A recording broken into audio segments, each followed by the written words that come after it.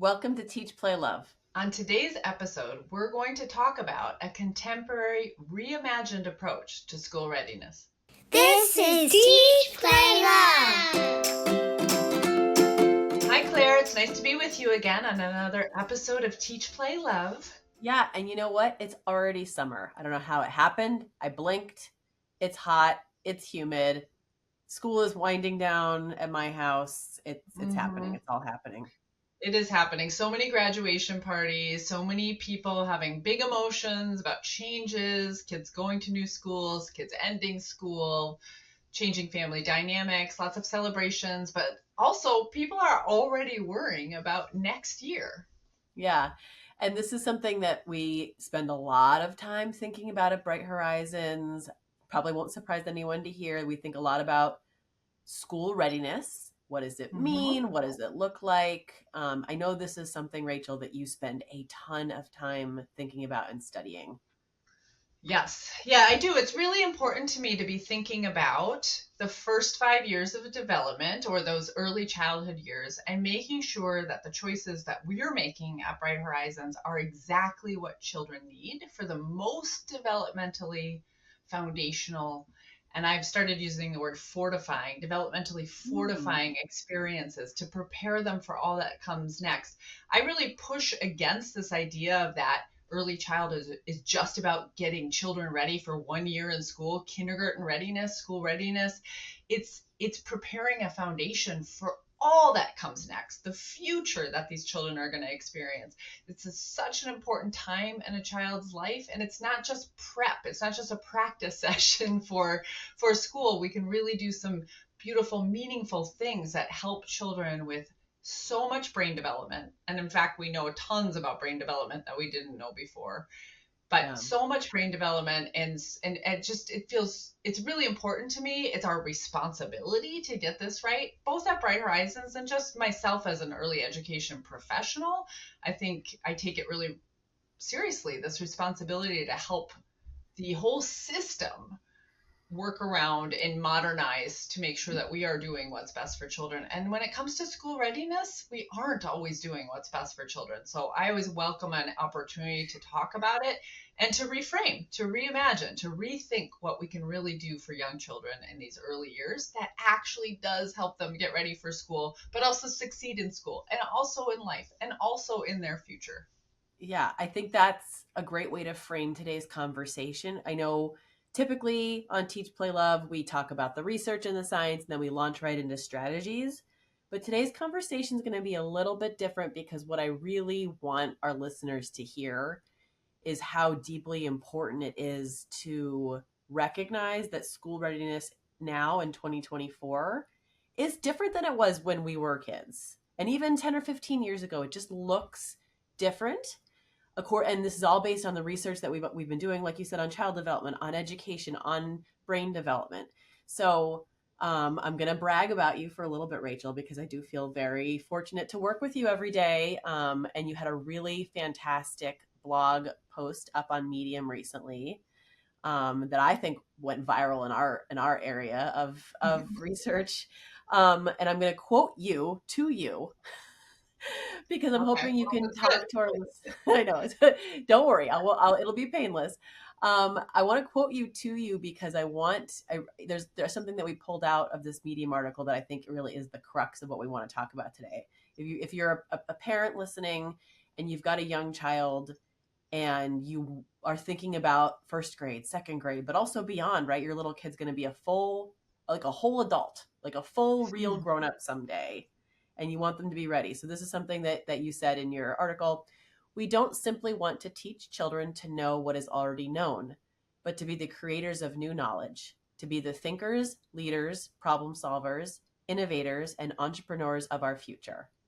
So I was hoping, Rachel, you could just talk a little bit about that. I know this is something you provide a ton of leadership on in our work every day. Yeah, I mean, I could fill up a few episodes of a podcast talking about this, but in everything I'll say here in this podcast is certainly true of how I guide what the work we do at Bright Horizons, but I also share it beyond Bright Horizons because it is so important and so valuable for the whole system again to modernize, to think in a new way about the needs of the workforce of the future, what success really looks like. One of the things we understand more than we ever have is things that we used to call extra or soft skills are now, we understand, some of the most important skills that humans, children or adults, can have. They're easier to build when they're children. We have to work at them a little harder as we get older. So why not start building them in the early years of brain development, where we're forming all these neural connections and strengthen them over time. And we have the opportunity to do that. This is one of the things I love so much about early childhood. There's so much opportunity here to influence children's trajectory for the rest of their lives. So I think, like, we're not asking enough when we ask for kindergarten readiness. If a family asks me about kindergarten readiness or school readiness, I have a bit of a yes and approach. Is yes, your child should absolutely know letters and numbers. Sure, we want to that's important. Content knowledge so they can do other things and have access to that knowledge is important. But we're also not asking for enough. They should be able to use communication to listen and to understand others, to debate, discuss, to problem solve. They should be able to use math skills to understand patterns, to make predictions. So I don't want it to be just about counting and numbers, and it shouldn't be. So one of the things that in our same article, I talked about is the school systems and the way we think about school readiness. We're innovative at one time, but they're not anymore. And we're kind of stuck in this system where the jobs of the future were more rote and we didn't have computers in our pockets. And so now we need to think about what children actually need in the future, plus what we know about brain development. We want to help children be thinkers and learners.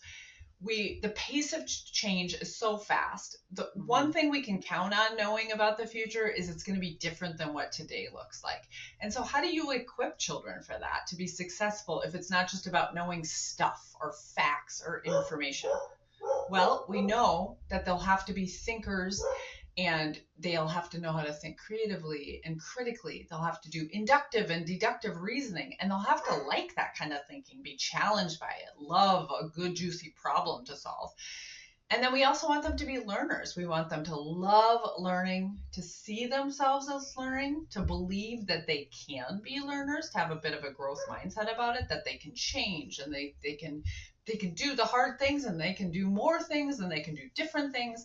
We want them to believe all of that about themselves and know how to be a learner, know how to look at information, to understand if it's factual or not, how to incorporate this information versus with the old information, how to change their thinking. So that's what we're asking people to do a bit of right here, is say, we all grew up with this mentality around school readiness. Yeah. What did it look like? What did we go to kindergarten with? What did we learn? We remember, I have a lot of memories from kindergarten that were lots of learning how to write cursive. We don't need that anymore, unfortunately, right? I love cursive. I'm sad that it's not taught so much anymore. But I remember naps. I remember the play kitchen. But in some of the problem is that we've gotten away from some of those beautiful things that do happen in kindergarten that are exactly what children do need. And we've gotten this like really rigid thinking around what school should be and competitive about what school looks like without honoring each individual child. So that's a long answer, but hopefully it gets people thinking about what we mean, or what I mean by thinking about school readiness differently and looking at it in a contemporary way and in a reimagined way. Yeah, I mean, and your opinion is incredibly well formulated based on the research, but we also have some of our own research to back up. This isn't necessarily just Rachel Robertson's opinion. We've got some really great data that we just collected recently from our parents at Bright Horizons, asking them, what do you think? What are you most interested in your children knowing or being ready to do when they move on to school after Bright Horizons? And they said, overwhelmingly, I want my child to have social emotional learning. I want them to have social skills, emotional skills. That's not flashcards. That's not math facts. That's not sight words. That stuff's important too. They said they want that stuff too. Yep. But Yep. It's it exact was a and, right? combination. It's you don't have to the math facts and the words and the learning the basics of reading and decoding the language system, super important, but not more important than interpersonal and intrapersonal skills, knowing how to work with others, knowing how to regulate your emotions, knowing how to even express your emotions, knowing how to make friends, enter into a play situation. Those group projects, you can see it play itself out, right? So in early childhood, what it looks like is children playing together and negotiating over whose idea is going to happen or who gets to put what block on each other's tower or whatever that is. Yeah. And then you get to middle school, high school, where you're doing a lot of group projects and you have to know how to negotiate, and you have to know how to include people, and you have to know how to lead, and you have to know how to deal with disappointment, right? That's a pretty common thing in group projects, and how to adapt and be flexible. And then where does that show up? That shows up in the workplace when you're working with others, when you're working with colleagues. You and I are doing it right now in this generative conversation. So we can see the trajectory of how important this skill set is. And it is about time that we're all prioritizing that, because it's clearly very important, and it just hasn't had its moment in understanding how important it is. Unfortunately, the last years have really showcased how important social emotional learning is. And one of my thoughts during the pandemic was that why children and families were struggling in a different way is because we didn't understand or maybe value all of the social emotional learning and social responsibility that was happening outside of the subject matter. So we don't talk about school as we talk about school in terms of subjects, right? What's happening? Oh, they have English class and then math class or whatever this is their schedule is. We don't think about the integrate how do they navigate the hallways in the middle? How do they learn how to regulate their behavior? How do they get somewhere on time? How do they make decisions about what they're going to do first or second? How do they schedule, do some time management or don't do some time management, and then learn from those consequences? So that's the piece of school that really got lost when children weren't with each other. So there's there's a lot of social learning that happens. And this is, I believe, one of the reasons we're all understanding that social emotional learning and the value of it in a different way now. Yes. I mean, if there was any silver lining, and there weren't very many from the pandemic, it might be this. It might be that we all realized at the same time how important, how easy it is for children to navigate and learn and build on social emotional capabilities when they're surrounded by other peers all the time. Yeah. It's just a natural push, give and take that is constantly happening in those social situations.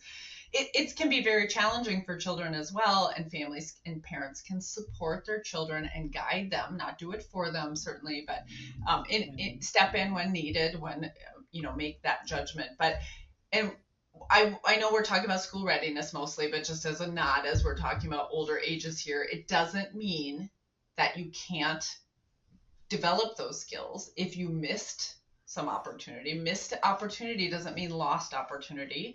Not having things in the same order as that you had them as a parent doesn't mean that your child can't recover or have those different experiences. So missed developments, we don't want to skip it. We certainly want to come back to it. We just might have to reorganize things or reorder things. And that's what we're thinking about in early childhood. Certainly if children are challenged by not having been around peers for a while, we're just making up for that. It's not, again, lost. It's just that it is going in a different order. And then it allows us to focus on, for all children, is really understand those social emotional skills. So social emotional skills, really high up there. We also heard from educators that something they think is really valuable going into, the rest of your schooling and life are things like, like you already touched on, thinking and learning skills, like not just learning rote memorization of things, but back to your quote from your blog post, like actually, how do we raise thinkers and learners? Right. And there's a couple ways we do this. I know we're going to get into practical solutions, but I'm going to just talk about something as simple as what we often in early childhood refer to as process versus product art. So if you have everyone at a season is going to take up, let's say a pumpkin and glue on squares of orange tissue paper and then color in a smiley face and maybe make the stem green. There'll be some variation. Children maybe learned some 3-step directions, how to follow a model. Those are not unimportant things. But what they learned also was that there's one right way to do it, and there's not a lot of opportunity for creativity. And so we value what we call process art much more than any kind of product or activity. We want children to understand that their vision, their creativity, their approach, their trial and error, their ability to tinker and experiment is much more valuable than any end product. And that is a really important part, I would say, of all childhood, and for adults as much as it can be as possible too. But really thinking about the process of the experience versus the outcome. If we get fixed on the outcome, then there just becomes one right way to do it. And children quickly get the message that anything that they add to it or their own original ideas aren't that important. It is just doing it this one way. And why would we do that to children in their first 5 years?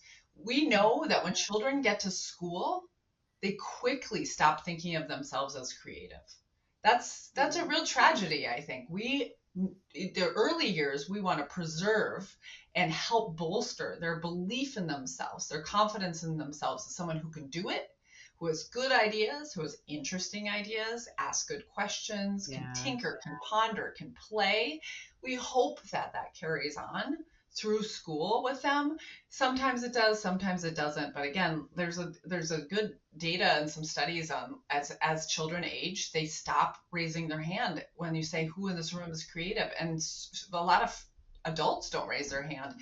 And that's the kind of skill set we need. We need that thinking, learning, problem solving. Let me look at this a different way. Innovative entrepreneurial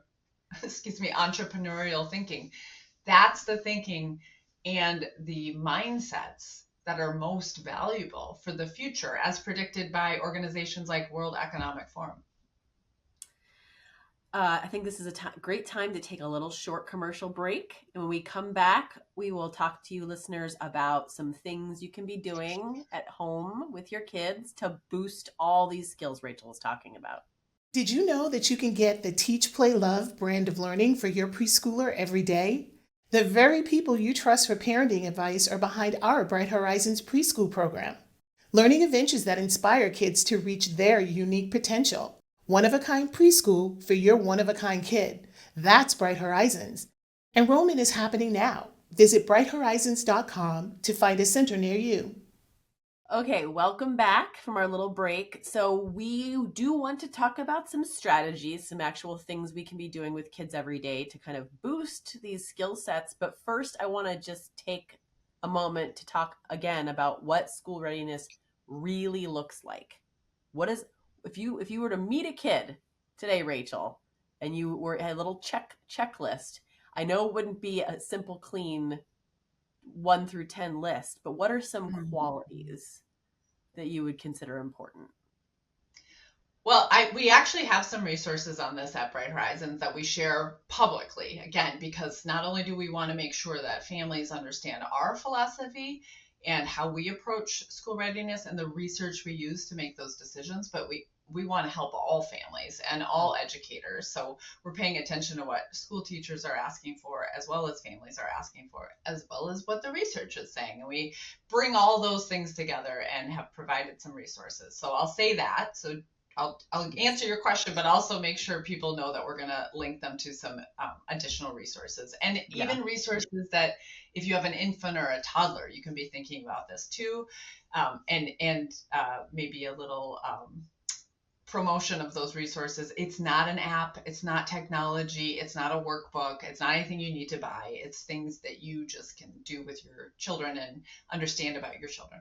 Yeah. So my answer is really thinking about it in a well-rounded way. If a child is only able to recite things, then I would not feel that they're getting all they need to be ready for school. So let's just take the numbers example I keep talking about. So if a child can count to 10 I think that's content knowledge. What I want to know is, do they understand what the numbers mean? If I ask for one thing, or if I say, I have 3 stuffed animals with me at our picnic today, how many napkins should each of us get for our picnic party? I want to know that they can do that one-to-one correspondence, that they can add and subtract in those simple ways so they understand the meaning of the numbers. Sometimes when we just teach them in order, and this happens with the alphabet a lot too, they don't actually know what those letters stand for. They know them as a song. I had one of my children would sing that alphabet song, and then at the LMNOP be like, la la la la la. So just like, she's like, I don't know what this part says. So it's, to me, that meant like, oh, it's cute and sweet, and of course I remember it, but it also meant she doesn't understand that these letters are symbols that represent sounds, and we don't in fact learn them in that order either. So really, I would look for a child that knows them in that order. I would look at their writing. I don't need them to be writing on the left side of a piece of paper and left to right and getting it exactly right. I want to see how they're thinking. Are they shaping letters in a way that helps me understand that they're trying to figure out that letters have meaning and they stand for sounds? Are they generally getting that left to right correspondence, or do they understand that maybe like they might put some letters down on the next row? That's okay. So I'm really digging into how they're thinking, and then I want to see how they solve some problems. I also want to see how they interact with their peers, how they can take care of themselves. Can they hang up their jacket? Do they know how to wait? Have a little self-regulation? So I'm just looking at that child in general. Do they love learning? Are they joyful about it? Do they see themselves as a confident learner? Some of these things will be on a school readiness assessment, and some of them will not. But all of them, I think, belong on a school, or what are about school readiness, and are what children deserve from us. I know that there are some schools that are testing children, or there's schools that having them pass entrance exams. Yeah. I have some feelings about that, but I would say that children should be given the chance to showcase a beautiful, joyful, well-rounded childhood that includes those soft or durable skills and their ability to learn. So it's less important what they know the day they start kindergarten versus what their capacity is for learning. I think I'm going to use that word that you used in the first half of our episode, which is the word foundation. So no kindergarten teacher or even a future boss is looking for perfection in any of these skills.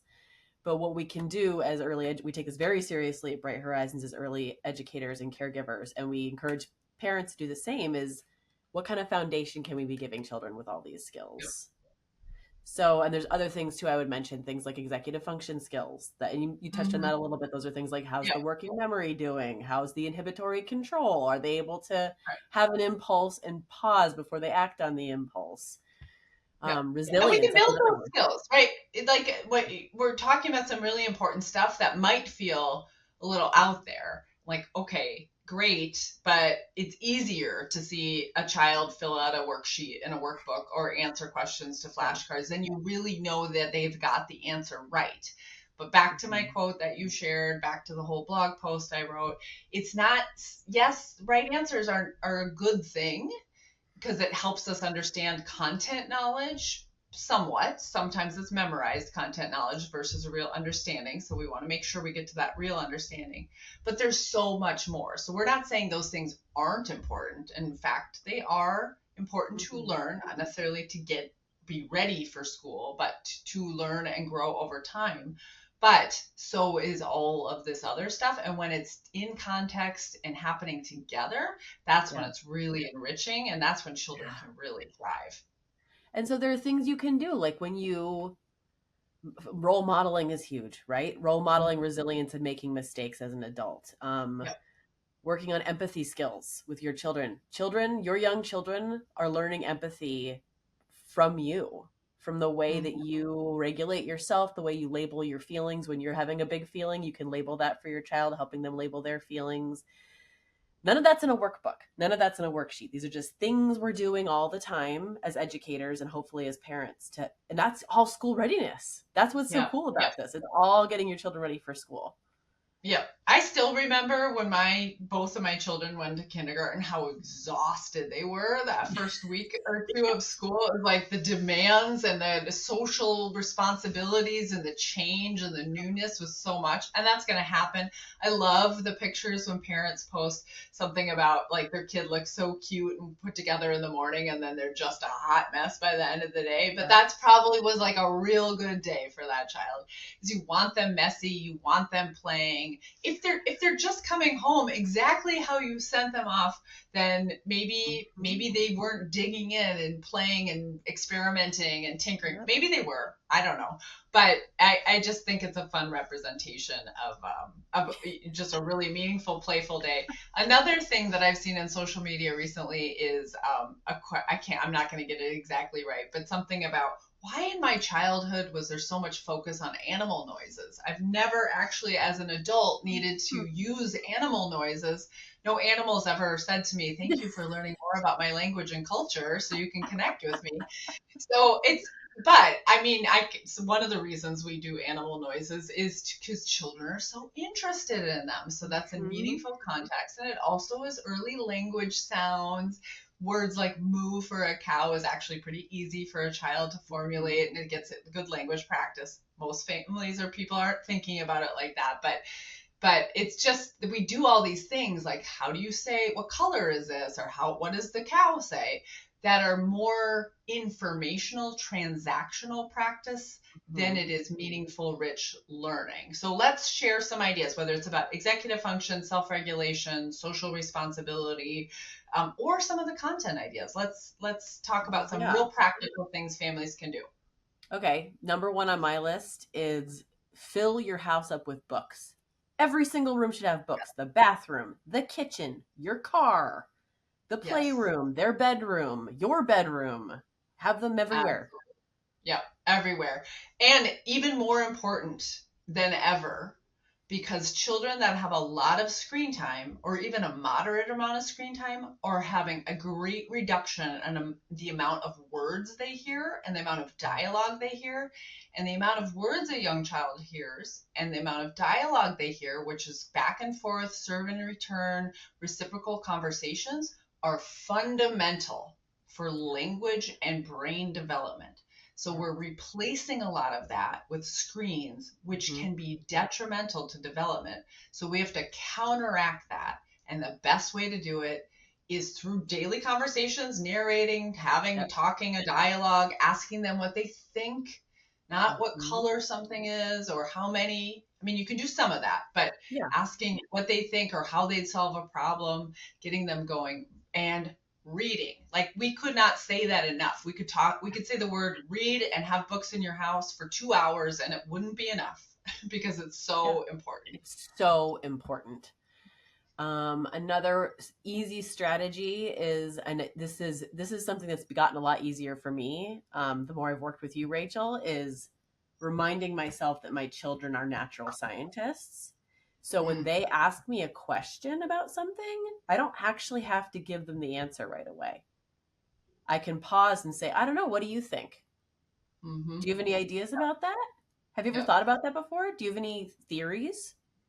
The things that my youngest comes up with, wild, right? Sometimes he's not far from correct. Sometimes it's a wildly inaccurate guess. But either way, what a cool conversation I just had with my kid.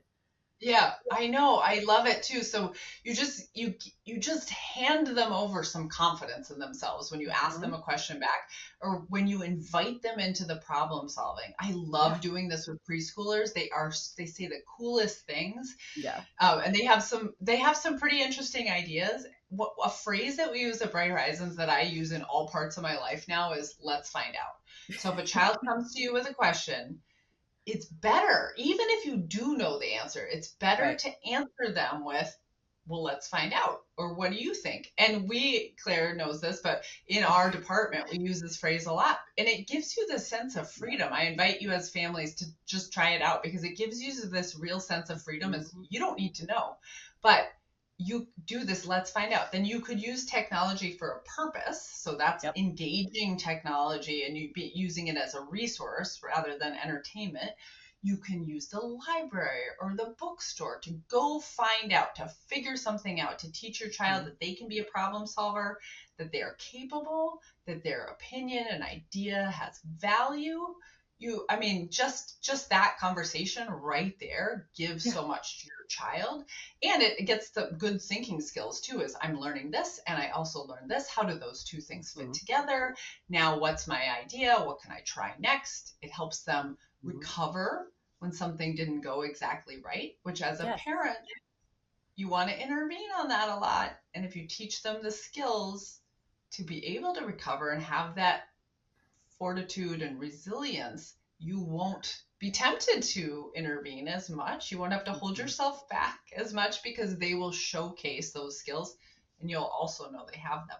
I just was talking to someone that was looking at some school readiness information for some children at Bright Horizons that had gone off to kindergarten. And one of the things they came back with and said is that the children that had gone through a Bright Horizons program were more likely to be okay with not getting it right and to be willing to try again and have resilience and growth mindset. And that was such a gift to me to hear, because that's exactly what we're trying to do. Is I don't get everything right at work every day. I keep trying, but what if I got stuck because I didn't get it right? What if one thing going wrong I was in a presentation this morning and my power went out for a minute. What if that just set off my whole day? I wouldn't be able to do my job if I couldn't recover from that. So what a gift to give that to young children from the start.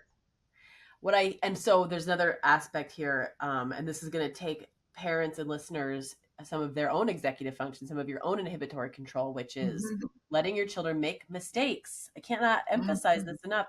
And letting your children feel the consequences of those mistakes, as long as there's nothing dangerous or destructive or hazardous that's going to happen. Obviously, if your child we've used this example before, they're climbing a tree and they go out on a rickety tree branch, then you want to step in as a parent. That's a hazard situation. Oh, you're going to break your arm.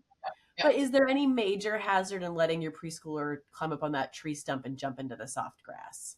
Probably not. And your instinct is go, oh, no, that's too tall. It's too high.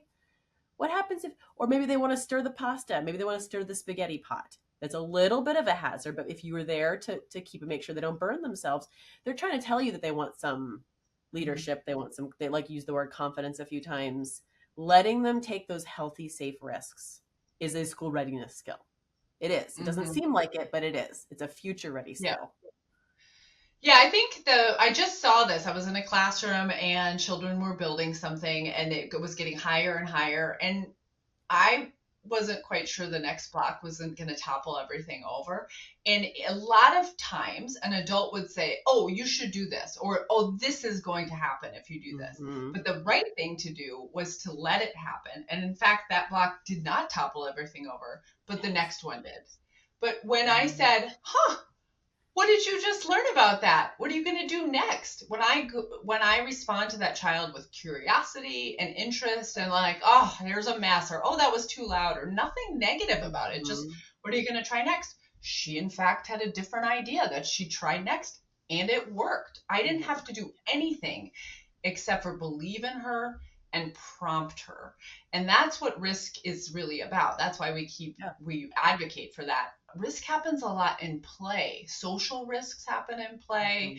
Experimenting, trying things out happen in play. This is, we're culminating a lot of our talking points here in this one episode, but we are talking about play nonstop too. That's another thing we could say. Right. Play for 2 hours, and we wouldn't say it enough.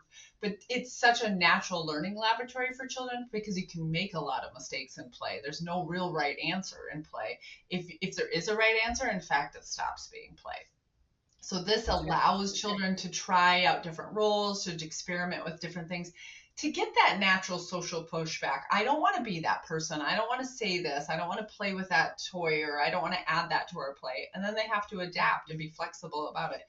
But yeah, it's just so important to let your child make mistakes and to feel capable of overcoming those mistakes and come up with a new strategy or a new solution. You'll be so glad they have this skill as they get older and older, because you can ask them to use it. What should we do? They tell you a problem, and instead of jumping right into solving mode, you could say, What do you think we should do about that? You're right. That is a problem. I'd love to solve that. Let's get the whole family involved. What do you think? What do you think your sister should do? What do you think your other parents should do, or your grandparents, or whoever's involved in the family? And we do that in our classrooms. We have social problem solving as a group, and so they can apply it to all sorts of situations. So if we had to sum everything up, Rachel, I know that we covered a lot of good philosophy, research, strategies for our listeners who are thinking, okay, they've bought in, they're on board with your reimagining of school readiness. Any parting thoughts or recommendations for the summer ahead? So many. It's hard to sum it up. I mean, we again, I'll point you to those resources we have at Bright Horizons, because they give you a lot of ideas, as well as just thinking about how you want to build these skill sets and give children the chance and the opportunity to do them. And they're built into your day. You don't have to buy anything or do anything different. I mean, if you haven't been going to the library already, I'll say do that differently, or using the bookstore as a family outing, or narrating your thoughts. But none of these things have to cost you money. And you can really think about, certainly the content matters. Certainly academics matter. We want children to understand language and reading and writing. We want them to have math and science concepts. But I hope you can hear that threaded throughout the conversation we're having, that we don't want to think of them as discrete on their own or the pinnacle, but that in context with all these other skills: learning, thinking, executive function, social responsibility, interacting with others, own self-awareness, and agency, believing in yourself, growth mindset. Those are so important. And what I want to do is to make these experiences that might feel to a listener a little different, a little extra, or beyond what's normal or typical of school readiness thinking. I want to make those what every child gets. I want to make that what feels extraordinary into something that is just ends up being quite ordinary, and exactly what every child deserves, so that they can thrive and be their very own best self. Get parenting advice from Rachel and Claire. You can leave them a voicemail by calling 617-673-8881, and your question may be answered in a future episode of Teach, Play, Love. You can also send them an email at teach.playlove@brighthorizons.com. For more expert guidance on early childhood development, check out our family resources at brighthorizons.com. Thanks for listening. Subscribe to us. Find more episodes on Apple Podcasts, Spotify, or wherever you get your podcasts. See you next time on Teach, Play, Love. And discover parenting as the joy it was meant to be.